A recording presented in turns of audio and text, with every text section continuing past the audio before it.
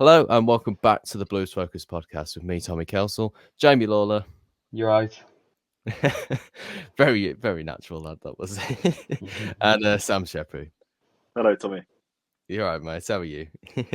Yeah, good. I mean, there's a lot of positivity around at the moment. It only seems to be growing into going to the game on Saturday with the win against Cheltenham this week, and set up for a bit of a boring draw against Cardiff, but I'm sure we'll get onto that. Oh gosh, yeah. I mean, thank God that there's no replays in the League Cup, because I couldn't be arsed in going to Cardiff. Well, actually, I wouldn't. I'd just stay and watch it at home because I can't be bothered in going to Cardiff on a Tuesday night, and I imagine it's not going to be very full, particularly with Cardiff fans as well. But we'll get onto that. Anything happened during the week for you guys? Anything going on in the world of Jamie Lawler and Sam Sheppey?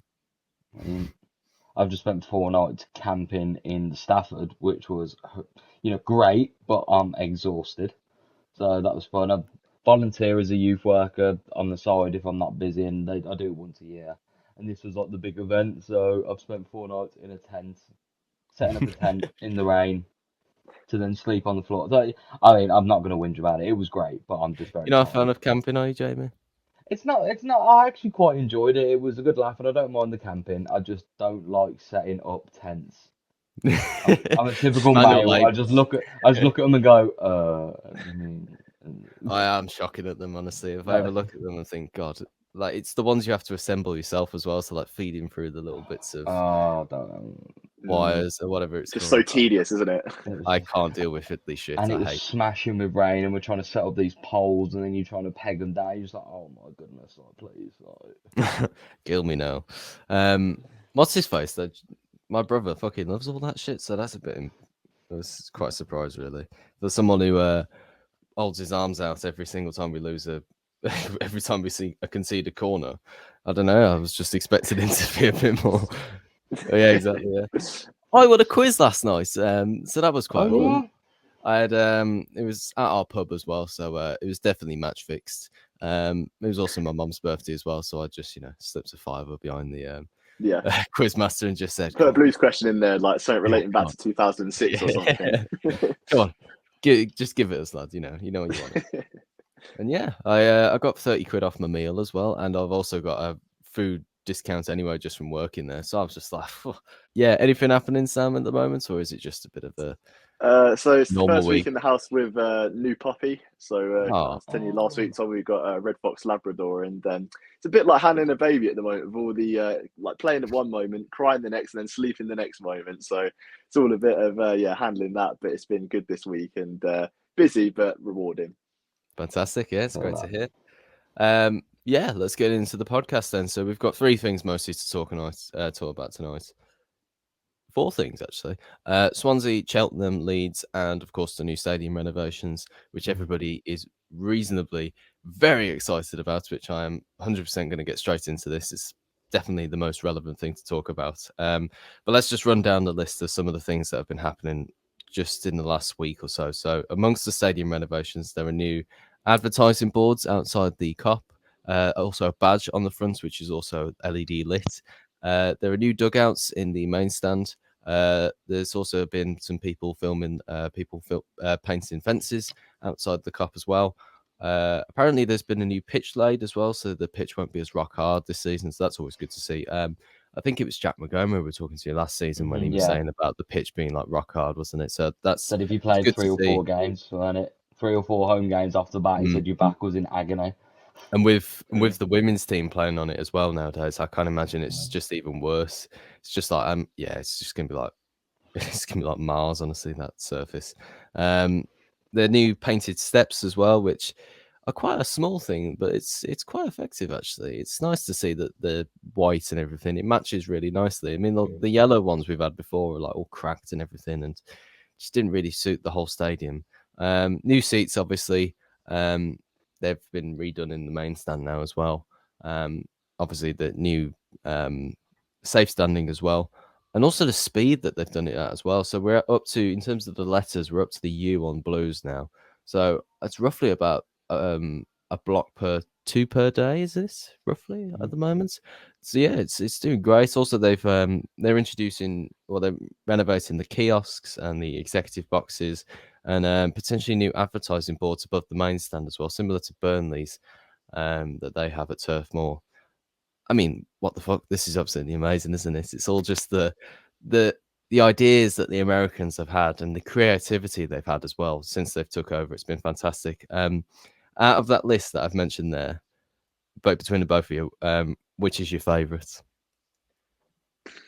Good question. I'd say my favourite is probably just the outside of it. Like when fans will walk in, just see that the stadium from the outside looks completely different. That'll be the first thing that a lot of Blues fans will see as they go to the game on Saturday, and it's literally right there for you to see the big badge and everything. I've heard like some mixed opinions on it, but personally, I really like it, and just like the fresh lick of paint everything's got as well, and just makes it look like a new stadium, and really a thing to emphasise the new beginning. Yeah, indeed, yeah. Oh, fucking ice cream vans, honestly. Jamie? It's so tough to pinpoint which one I like the most. It just shows how much care can actually go into something and how much of a lack of care we've had from these last owners. I mean, it's spot on, isn't it? I mean, the advertising boards, I mean, it's daft as it sounds. It's there. It's big. It's just going to be great to look at. The whole stadium's going to be great to see. New pitch. Seeing chairs down in that section again is going to be nice as well.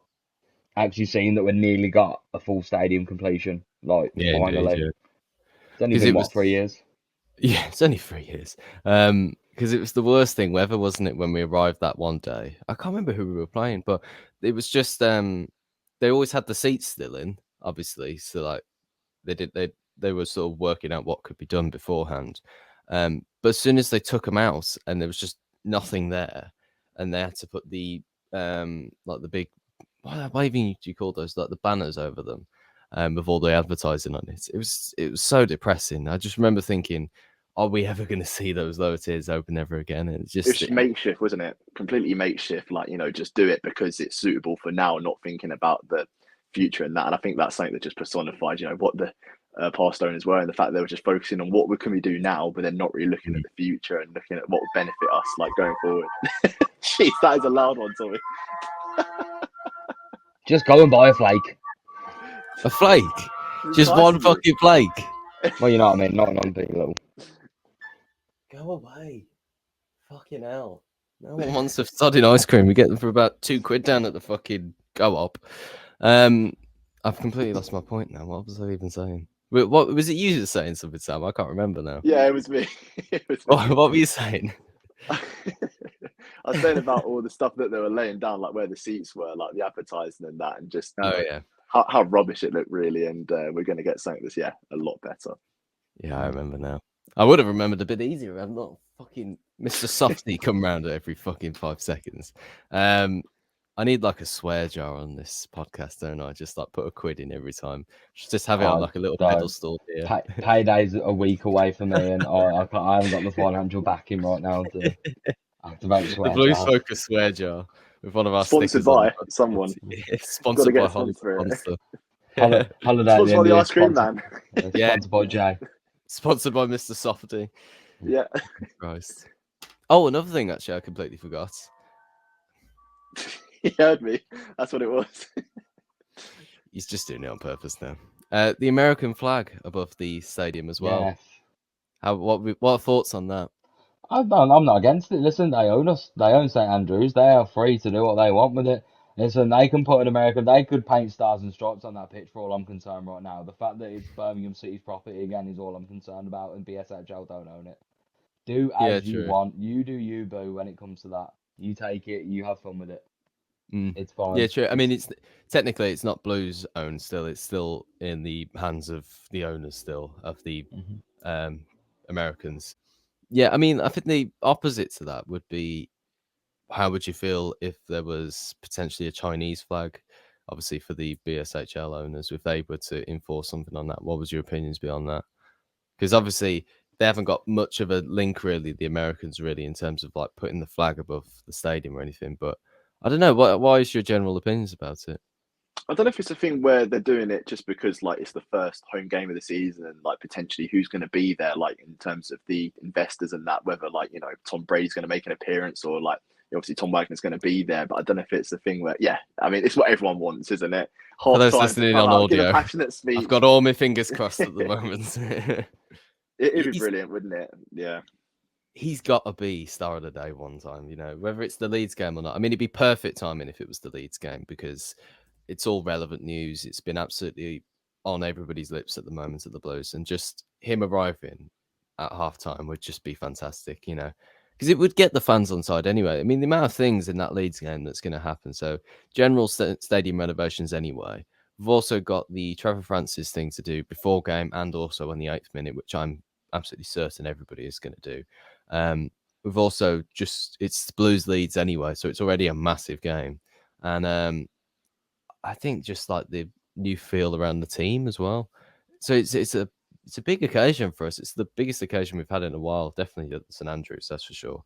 Massive occasion, and the attendance I think is going to be the best since February 2020, and that was with like the full stadium open. And this one, there's still stadiums like the sections that are shut. So like literally, it's going to be a really good attendance because of the sellout and the fact that they offered like 400 more tickets, didn't they, before the kickoff on Saturday, because they knew that those tickets would sell out and that, and just goes to show like if Birmingham fans are really passionate about something, they'll commit to it and commit to it in their numbers. Yeah, 100%. I mean, is it Block 40 they've opened in the Cop? I think that's what they've done, isn't it? I think so. I mean, I used to sit there. It's the end of Cheltenham, maybe, or the other one. Oh, is it? I It's, see. it's 400 seats, though, definitely. Yeah, I saw that on the Twitter. That's what they were putting out, is it? But yeah, spot on. I mean, it's fantastic. I mean, how many would it actually be? Would it be 20,000 roughly? The sellout on Tuesday? Just over 20. Just over 20,000. Yeah. Yeah, I mean, it's going to be great. It really is. I'm really looking forward to it. It's going to be electric. The atmosphere is going to be mental. First game back as a season ticket holder, Jamie. How does it feel? Feels mad. Feels great. Good time to do it. Like, not that I haven't, not been to games, by the way, before anyone starts outing me for being an arm. Like, it's just, I've just kind of paid as and when, like, because I'd say I've gone to about 80% of the home games for the last 3 years. 100%. I've just haven't. Now that I'm at a point in my job where I can actually commit to go to games, I feel like it was time to put it back in there. And also, I want to get some more away games. And Christ alive, we've all seen what it's like trying to get away tickets at the minute. I am praying that Bristol goes to season tickets. Please, I want to get some stubs on my card, man. Well, you got us as well, though, to get the away game. I want to get some subs on my card and get my membership up, though. True. Yeah, we'll work it out somehow. We'll we will work it out somehow. We'll do it somehow. Yeah, let's get talking about Swansea before we get carried away with everything. So first game of the season, I think it was a well-earned point, even though we probably should have held on to it. Debut goal for Dembele. Thoughts on the game? Yeah, I think it was a decent result, wasn't it? The fact that we went to Liberty Stadium, a place or the Swansea.com stadium now, whatever they call it. But went there. They've got a new manager, and they were looking to sort of change around the tactics and that, because the manager before, Russell Martin, was a very possession-based manager. We saw that in the game against Sheffield Wednesday for Southampton, where they completed, 991 passes or something. So it's a bit of a change in system for Swansea with Michael Duff as the manager there, and the possession stats are pretty fair, I think. Like, it was around 60-40, and we saw from the game against Cheltenham as well, where we really took the game to them. I think this is going to be a change in mentality with the new players we've got, and one of the new signings, Ricky Dembele, scored the opening goal on 45 minutes, but Swansea did hit back, and it was an excellent pass from Matt Grimes, wasn't it, to split the defence. Just an unbelievable pass, and it was a moment of magic really from him that set up the equaliser. But on the whole, I think it was a good result, and a lot of Blues fans echo this. I saw in the Twitter comments after the game that a lot of Blues fans saying it was a decent point, away from home. One of them ones where you didn't want to lose before the Leeds game, because then a little bit of negativity might creep in. But the fact that we've got a point and also beat Cheltenham midweek, it's a good start. Yeah, we're on the front foot, aren't we? I think Dembele's first impressions were fantastic. I mean, Jamie, what do you think to him? I mean, obviously I was at this event thing, so I had to just have the radio on, unfortunately, because I was setting up tents in the rain. So, yeah. From what I heard, great performance, pressing. We frustrated Swansea a lot from what I'm hearing, and we just look a better outfit this year. We've got more athletic players on the changeover. When we're attacking, we just look good. Dembele's putting the frighteners into every defender apparently at the minute. Like anyone who runs at, they're not a fan of him. Yeah, definitely. Ethan Laird apparently had a stormer until he had to come off. He's Buchanan was good. apparently fit for Leeds game apparently, as well as Tyler Roberts, who also came off. So yeah, apparently it's just a knock. So it's good to hear that. I heard we were denied a penalty on Oakley, which I haven't seen yet. But then I heard there was also a very obvious handball apparently. Yeah, I've definitely. seen the handball. Yeah, it's absolutely clear as day. it was right in front of me. It's on my vlog, so you just see it. Miyoshi crosses the ball, cannons off of his hand out for a corner ball. It's just so obviously a penalty. I don't know how the referee didn't see it. I mean, the linesman was on the opposite side, so that perhaps might have been the reason. But I don't know. I don't know how you couldn't really see that they didn't hit his hand, because when you've got your hands out like this, because it's very obvious, even if you saw this from the back, that he's got his arms up, and it won't come off his chest or anything. So it's obviously going to come off his hand. So if you stood right behind him, which he wasn't, he was stood to the side of him, it comes off his hand and out for a corner. It's an obvious handball, that his hands are in an unnatural position. Ball goes out for a corner. So we've still technically, we weren't robbed out of even a goal kick, as we were at one point when the ball clearly came off one of the Swansea players out for a corner. The ref gave a goal kick. So, yeah, I mean, it's just like some sloppy decisions towards the end of the game, really, which was frustrating. We should have definitely had a penalty, at least two, I reckon we probably could have had. But at least the officials are consistent. Yeah. Consistently bad again. Yeah. Welcome back to EFL referees. Yeah. I think we probably lacked a little bit of front of goal. That's probably my one criticism. Sunjic had a few good chances he should have definitely put away. He was clean through on goal after Anderson put him through. I think it was Anderson. And yeah, he tried to do some silly chip. Little chip thing, wasn't it? Yeah. He should have just hit it. I mean, I don't know how weak-footed he is. I don't know how he can do on his left foot, but he should have just struck it. He tried to go with his right foot. He tried to do a little chip over the keeper. It was never going to work. He's not a finisher, is he? Bless him. From distance, he is 100%, but I think close in and around the box, he's not that great. I mean, obviously, Hogan should have been in and around the box to have found those chances. I hardly noticed him at all game, really. He should have been much more involved. Dembele was definitely the best player towards up front. But I think standout player was definitely Ethan Laird. He was 100% the player that I was expecting him to be. Because obviously, when you get these players coming in, you do feel like, okay, how good is he actually going to be? So he's obviously a Man United youth graduate. He's been around a few times, but he was solid on Saturday. It was really refreshing to see that he wasn't just released by Man United for no reason. He still has that edge quality to him. He was great, and I'm really quite optimistic for the Leeds game now, particularly after those two performances. I think we should have won both of them. I really, really think we should. Did anybody actually manage to see the Cheltenham game? No, again, not live, just the highlights. No. Yeah, because obviously I was at work at the time as well. So it was quite funny to see all the things we're getting back. So obviously I heard it was Punjabi Blues who was live streaming it at the game, which was making everybody smile because that was only everybody's point of view for watching the game if they weren't there. But from what I've seen from the highlights, we were, and obviously the reports that have been coming out as well, we were an absolutely the best team on the pitch. Bakuna was playing out of skin. Never shot on target. No, I mean it's good to see as well because we haven't gone through. Oh, fucking hell! There's a fly in here. There's a wasp actually. Getting all sorts of interruptions today, Tommy. It's not the ice cream man; it's the fly. I'm having a mare, honestly. Yeah, I think it was obvious really that we should win, and I'm glad we did because we haven't been through to the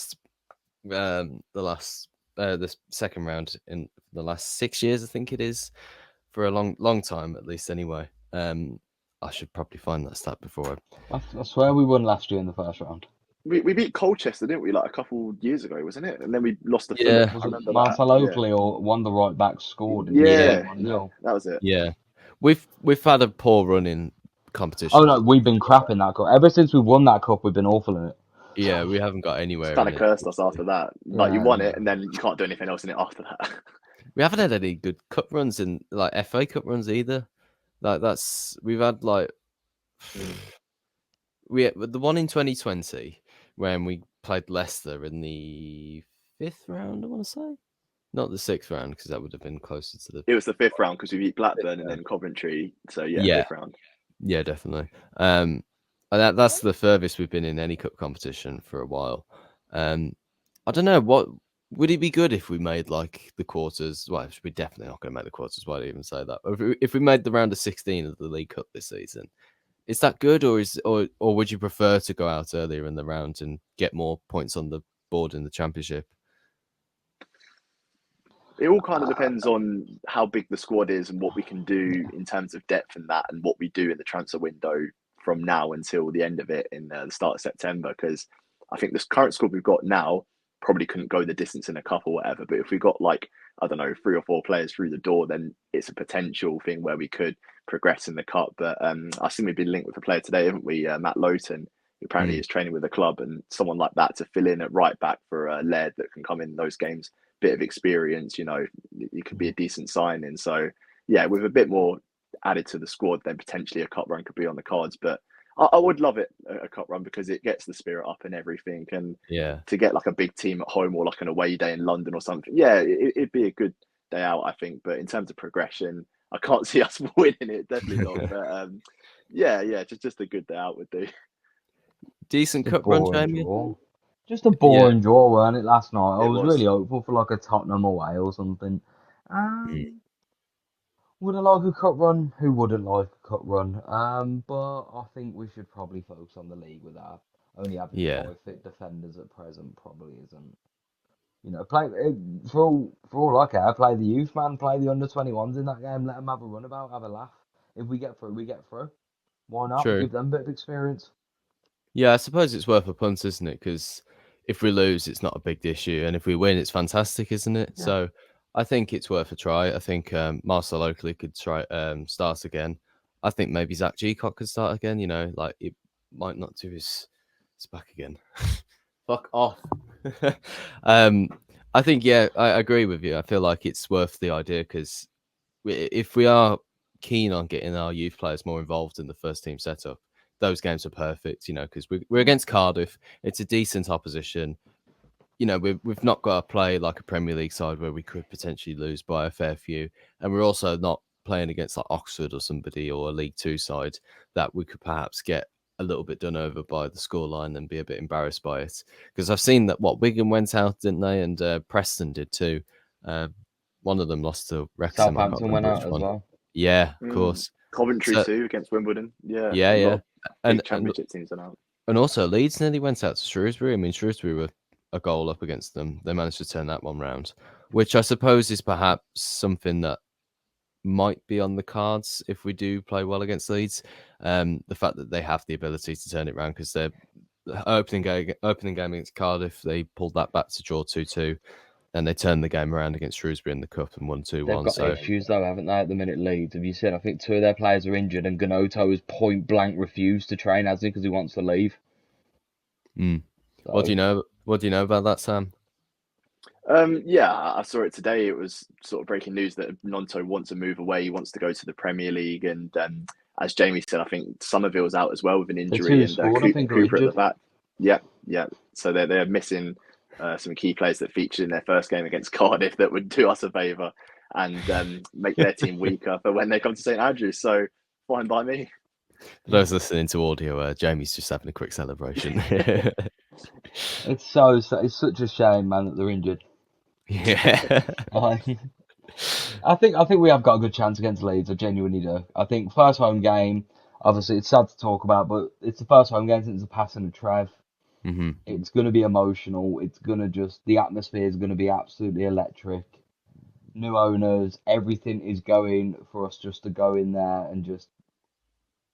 It's It, just it's going to be an emotional and a mental game. I think probably it's going to be something like 3-2 or 3-1 Blues. I reckon it'll just be mayhem. do you think we're going to win then? Yeah, I do. I think it's written for us to beat Leeds. The way Mm. everything's just falling for this game. Yeah, I would agree with you, actually. I don't know about you, Sam, but I feel like it's one of those games where it's all perfectly lined up, really. We've got everything. It's the occasion. It's perfect. New signings, new feel around the club, pretty much a new stadium, and a new sort of aim as well. We've got a good camaraderie with us at the moment, don't we? So it's like, I think we could win. I think we could win by a fair few as well. Watch this get clipped up now as well. After we lose 5-0. Get absolutely done over by Leeds. Oh, God. The one saving grace that Leeds probably have to making me feel that we're not going to win is they have Daniel Farke, and we never beat Daniel Farke. We've got I was something thinking about... this actually. When We've he was got manager something of about Norwich, we had management. no luck against them. No luck It's against got them. to change at some point, lads. True. It's got It to does. change. Yeah, records are there to be broken, but I mean, Blues are obviously the worst with records to be broken because we've got such a thing with managers. Daniel Farke, we can never beat him. Martin O'Neill, who was on the draw last night, who kept talking Speaking to the ball, wasn't he? You're talking to the balls every time he threw them out. That was so funny. And who else? Like Dean Smith as well, old Villa manager. Never could beat him. When he was Brentford manager, we couldn't beat him. When he was Villa manager, of course, we could never beat him. And fucking Norwich manager when he was there as well. Twice we played him, twice we lost. It was just literally, it's every time we played against Dean Smith or Martin O'Neill or any of those managers. Can't beat them. So I think a draw might be possible. I could see Leeds not being quite up to scratch still. But I definitely think that it's possible. It's more than possible as well. With the team we've got and the way we've been playing, and also the way that Leeds have sort of fallen to pieces recently. And it would be very... I want to see it. I want to see Miyoshi bully people.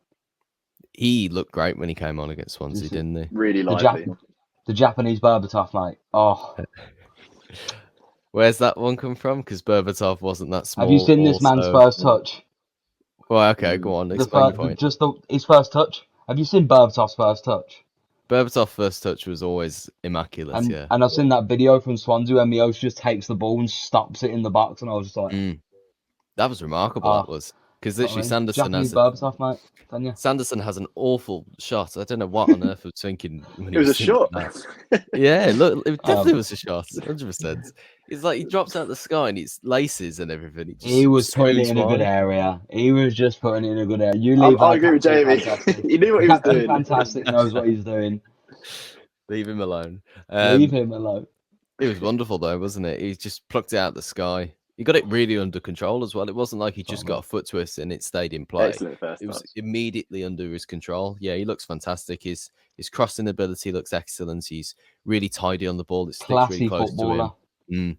Yeah, it's the same with Dembele as well. I mean, like he's a little bit more erratic. His I don't think his control and his close control is as good as Miyoshi's. Miyoshi's looks like perfect. It's like glued to his foot almost. But I think Dembele's touch though it's great and everything. But there was a few moments on the Swansea game where he sort of had it, but he was really battling with the defenders to try and keep control of it. But I love both of them. I think they're absolutely fantastic signings. I'm looking forward to seeing Dembele in the flesh. Sorry, Sam, carry on. No. Sorry, Jamie, carry on. That's all I was going to say. Literally, I'm looking forward to seeing Dembele in the flesh. Like I've heard so much about him, the low centre of gravity, the pace, like the raw pace this man has. I'm just looking forward to actually seeing it with my own eyes. Yeah, no, what I was going to say was that the fact we've got Miyoshi on one wing and Dembele on the other wing, it's just a combination that we haven't seen in so long, where we've had like one player that perhaps is like creative and then just like a load of workhorses. But now we've got like players on either side that can sort of create, take on players, got skills. And it's just, so refreshing to see. Yeah, and in the past when we've had Jeremy Bella and Jefferson Montero on each wing, we've now got... I liked Montero. You liked Montero, lad. What did you do? I felt sorry for him more than anything. I felt like he was like, the dad that's turned up to Sunday League and is just having a good go. You know what I mean? Like, I felt a bit sorry for him. Oh God! Go on, son, have a go. Like, all right. I remember that game against Leicester in the cup where it was like the final minute or whatever, and we're just trying to get it in the box, and he has like the throw-in or something. He does like a short throw instead of getting into the box. Like, what are you doing? Get it in the box. Fuck's sake! No, he wasn't good for last. Was it him who used to beat a man, stop, and try and re-beat the man and lose the ball every time? Yeah, that sounds like Montero to me. He could never get out of his corner. It was that far corner towards the main stand, Tilson. literally every single time we got the ball there, it was just like, right, we'll just sit here for 5 minutes whilst he just faffs around in that corner. It was every single time. So I yeah, think his debut was against Barnsley. He had a good game then, but then that's kind of the peak of what it got to, and then the rest of it didn't really live up to that. no, In the no, first game. he was spent really. He wasn't a championship player anymore. He wasn't up to the standards. So it's really refreshing to see players like Dembele and Miyoshi. I'm really looking forward to, and I'm certain it's going to happen on the weekend, a proper counter attack. And I mean, like, Leeds have a corner, ball comes out, and one of their defenders misses it. Dembele's on it, and he just absolutely screams past him, get the whole length of the pitch, counter attack. I'm not talking like one that sort of builds and it's moving the defense around and everything. It's one of those where like the whole Leeds defense is just behind Dembele, and he's only got the keeper to beat. Just shit out of pace.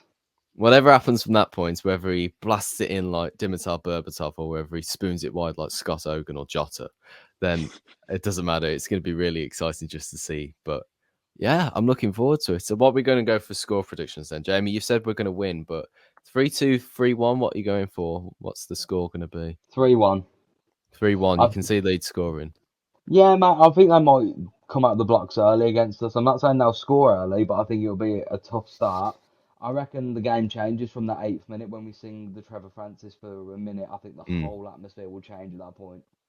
Yeah, I agree, actually. I think the atmosphere is going to be crucial around that, really, because, I mean, we're always fantastic with this stuff. The thing that always used to get me was the Arthur stuff. I mean, like, particularly in the season where it all got really in the news and everything, that was fantastic the way we went about that. I mean, the marches and the all the holding the shirt up stuff and the "you are loved." It was perfect, and that's us at our best, really. And all the Trevor Francis stuff has been fantastic as well. So I feel like you're absolutely spot on with that. With the atmosphere, it's going to be nailed on, really. Sam, what are you going for score prediction wise? It's a head versus heart thing, isn't it? Obviously, in my head, I'm saying 2-2 maybe, but heart, we'll go Blues win 2-1. But with all this added time, you never know how long they're actually going to be playing for, because I'm sure that's something that both of you have an opinion on, the added time and everything. Because what was it like at Swansea, Tommy? What was the added time there? It was 8 minutes at the second half. I think half time wasn't that bad. I think it must have been 3 or something. It was a good game actually, though. So the ball wasn't out of play that much. It could be a different story though against Leeds. We might have a few because of how fast paced the game could be, I feel like the ball will be definitely going out for throws and corners a lot.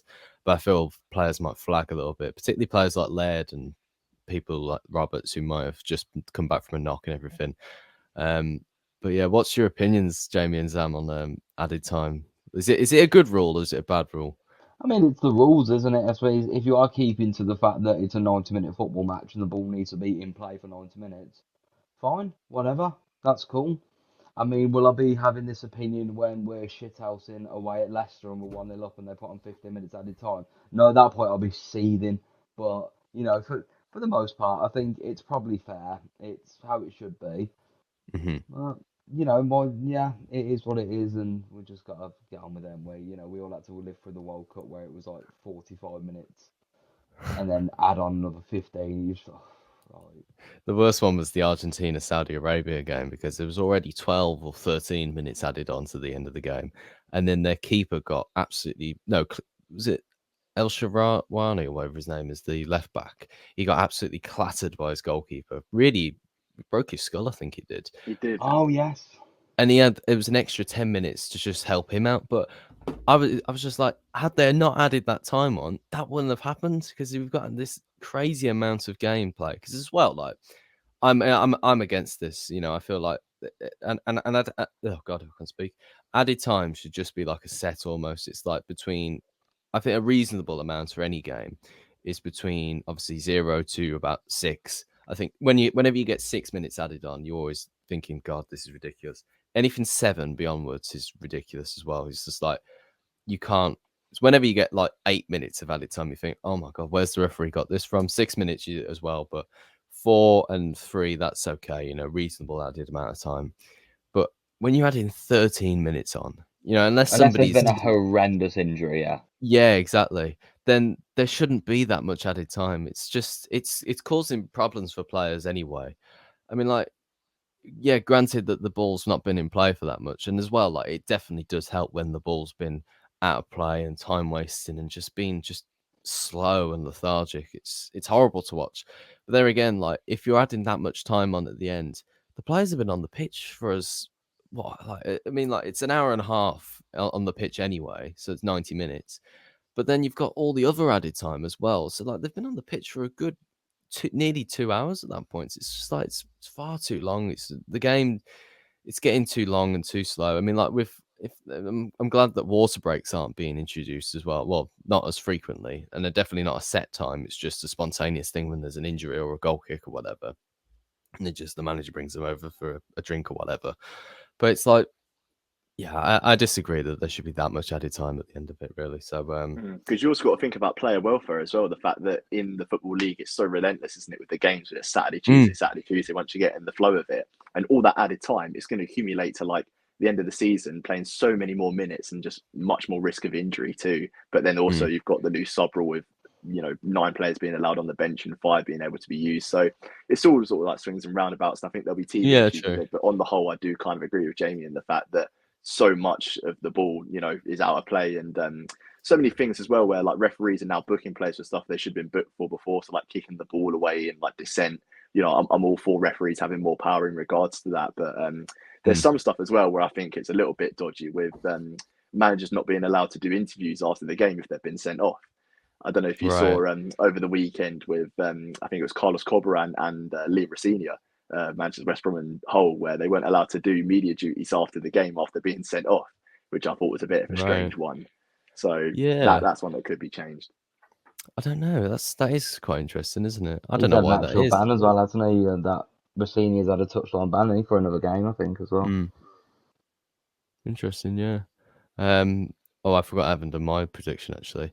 I'm going to go for a very confident, and this is a rarity for the Blues Focus podcast. I'm going to go. Actually, I'll do it the opposite way around. So I'm going to go Leeds United 0, Birmingham City 3. I'm going to go 3-0 Blues. 3-0. That's the one I'm going to go for. I think we're going to get a first half goal, maybe before half time goes. I can see that happening. We did it with Dembele in the last game against Swansea. Perfect timing and everything. And then second half, we're going to get like a midway sort of second goal, and then the third goal is going to be like one of the best goals you've seen. The dirty counter attack goal. Yeah. Dembele fizzes it into the box. Bit behind Hogan. Miyoshi just comes and sweeps it into the near bottom corner. I'd love the most. It'd be like 90th minute, 2-0 up. Ball over the top. Dembele is gone. Crosses it in just a big shithouse Djukovic bullet header into the back of the net. I just want Duke just to bag. I love it. Do you remember Carlos Puyol's header against Germany in 2010? I would love to see before Duke retires. Yeah, Duke just absolutely thunder it into the back of the net with that header. It'd be like if he did it in his last ever game, and that's his last ever goal for Blues. It would be the perfect. Right, well, honestly, it'd be absolutely spot on. That's the way Djukovic should retire. We should do like in his testimonial game right before he retires. He'll only score headers. Yeah, and we should do it like literally the last kick of the game. Ball comes in, he's got to absolutely swat it into the back of the net. He's got to fly across, literally jump, legs in the air and everything, get that header and thunder it into the back of the net. That is the way that Lucas Djukovic retires. I think we're in a good place at the moment, aren't we? I think that's why we're very confident about the game on the weekend. But yeah, if we were to lose, is it a bit of a reality check for us, maybe? No, we're playing a team that's just come down from the Premier League. They've still got a lot of their players. It will be for anything. Don't get me wrong. Am I letting my heart win this one? Yeah, 100%. This would be a good test to see where we're at. John said it last week on the podcast. We bought 9 new players. Are they going to gel overnight? Hell no. But we can see an improvement already. I mean, the fact that we've left Swansea and Eustace has said, I'm disappointed that we didn't leave with 3 points. Yeah, true. No, it's a good point actually. It's setting the tone for the season, isn't it? And the standard's been set, yeah. We've had a lot developed in the stadium and the club and everything. So I think the pressure is on the players a bit, to be honest. I think that they've got to perform, the owners are putting a lot of trust in them.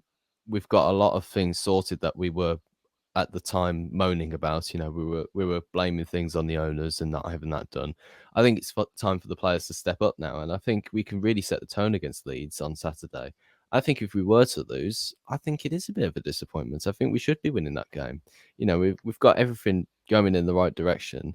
Obviously, everything can change on the game itself, but look, it'd be fantastic if we were to win. It would be perfect. And we've got Plymouth after that as well, haven't we? Oh no, Bristol City. Sorry, that's the next home game. And then Plymouth We've got Bristol City. Yeah, we've got Bristol City next. That's another winnable game. We can really set the standard for this season, and really try and make ourselves look like a threat this season. So winning against Leeds, it's at home. Everything's in your favour. Go out there, win that game. It'd be perfect. It would, wouldn't it? There's pressure because there's expectation. I think that's what it is. Like, a lot of the Blues fans now expect us to play in a certain way and take it to these teams where perhaps we would have sat back like a 1-0 or something, like a scrappy goal. But now we've seen the way that we can play and the ability we've got out wide. We spoke about earlier with Dembele and Miyoshi, and like the potential to sort of hit teams on the counter attack and really take the game to Leeds, because they're a pretty frantic team. We may be playing that way as well, and it'll be an interesting game to see, which I'm sure there'll be lots of goals too. Now, just saying Leeds, I've just had something ping up on my phone about Leeds. Max Aaron's just done a U-turn from Leeds and gone to join Bournemouth. Obviously, Noto's not turning up now. Tyler Adams sold to Chelsea, and Somerville injured for a month. It's written for us to absolutely slap Leeds on Saturday, lads. We've got to get their heads are gone. That's a disgruntled camp, that is. They do not want this. They do not want Siriki Dembele running at that left back crying his eyes out, mate. They do not want that. I'm telling you, it's going to be a 3-0. Again, this is going to get clipped up once we lose 5-0, but it's perfect for us to go and win that game. We've got people in the comments saying you're being too positive. Too positive, yeah. We've gone from being unbelievably negative last season to incredibly positive this season. How do we feel? The last point I wanted to ask, because you've been to the game. How do you feel? Do we feel like Sunjic and Bielik are the answer at the 2 CDM goal? Because I really like the sound of it. I mean, it does sound good on paper. I think Jordan James will get used more this season, though. I hope so. Because his performances so far have been brilliant for his standards, really. I think he will get used more often. I think Sunjic, I think he has to provide more outlet this season, because he's great at chasing after things, and his effort's always there. I'm absolutely certain about on the pitch. He's a dog on the field, yeah. 100%, yeah. But he's got to get the balls into the right places. A few times on Saturday where it was just a little bit too short, or his touch wasn't great, and the turnover was quick. He's got to get stuff sorted. He was quite a tidy player when he very first arrived for us, but he's got to really step his game up now, because I think it's almost his sort of last chance with us a little bit, because he's gone out on loan to Hertha Berlin. That's not worked. It's not worked for him in the few seasons before with us as well. He's got to get this right, and particularly with the attention we've got at the moment, if he doesn't stay with us, he's got a platform to move away from us as well. So I think it's, again, with the players, it's the expectation that the club has got, like you said, Sam. So there's mass competition for his players here as well. Baka, who was phenomenal, obviously, the other day. JJ, Gary Gardner's now playing again. He played the other day. Gary on his day is as good as anyone in that league. Yeah, exactly, yeah. Yeah, so I feel like Sunjic has got to be, if he's going to compete, even for just a starting position, he's got to be spotless, because Christian Bielik is spotless. Jordan James is an up-and-coming star. Gary Gardner's always been fairly solid for us. George Hall's coming back.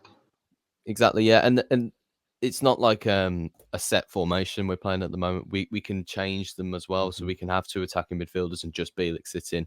That's leave Sunjic on the bench as well. So I think if he wants a starting position, he's got to earn it. And in the last few seasons, he's been miles off the pace, hasn't he, to be honest? Especially for the fee we paid for him. For the fee we paid, like, it was around 7.6 million. You need a bit more than effort to be in the team and really sort of stake your claim to be the starting centre midfielder alongside Bielik. But if his heart's in it and he improves his performances, improves in front of goal a little bit, then I'm sure we've got a player on our hands. But it's a massive question, isn't it? A lot of fans at the start of the season didn't even want Sunjic involved in pre-season, let alone starting the first game against Swansea. So I guess minds can be changed, and we'll see what happens. I don't think anybody would even think he was going to be in the team this season. I think that's the strangest thing. Yeah. But I'm also willing to wash my hands and give someone a clean slate if Absolutely, yeah. If the club's had a new clean slate, then why can't a player? So. Yeah, no, Exactly. absolutely. And I thought about it a lot, and I thought the 4-2-3-1 system, when we've got, obviously, why am I holding my remote? Sorry. When we've got Bielik and Sunjic, I like it because it's that perfect kind of, Sunjic can be that little bulldog who absolutely crunches people, and Bielik's has got that about him. He's got the height, and he's also got that class about him on the ball. I think they could actually work as a perfect partnership if used properly. Yeah. I would 99% be certain that I'd rather Bielik be on the end of some of these through balls instead of Sunjic. But I can't have everything. Listen, if Sunjic could finish, he probably wouldn't play for Birmingham City. Yeah, no, I think a lot of the players, if a lot of the players were up to their peak standards, then they wouldn't be with us. Definitely not at the moment. I mean, if they were to get promoted with us, then perhaps maybe. But yeah, it's how it is really with football. We're not one of those teams that clubs are going to players are going to refuse offers from. Like we have with John Ruddy. In the past few days, obviously rumours with Luton. Why wouldn't he look at going to them? So. That's why I'm kind of like with us at the moment. It's like we've got a really good chance here at having a great start to a season. So if we beat Leeds, then anything's possible for this season, But yeah, cool. Let's end this here. So thank you guys for listening to this second episode of the new season of the Blues Focus podcast. I've been joined with Jamie Lawler and Sam Sheppy. Thank you guys for coming back on again. It's a pleasure as always. Be sure to be sure to like and subscribe. And you can also find this podcast on all your streaming platforms out there. This has been the Blues Focus podcast. Thank you for listening and keep right on. Keep right on. Keep right on.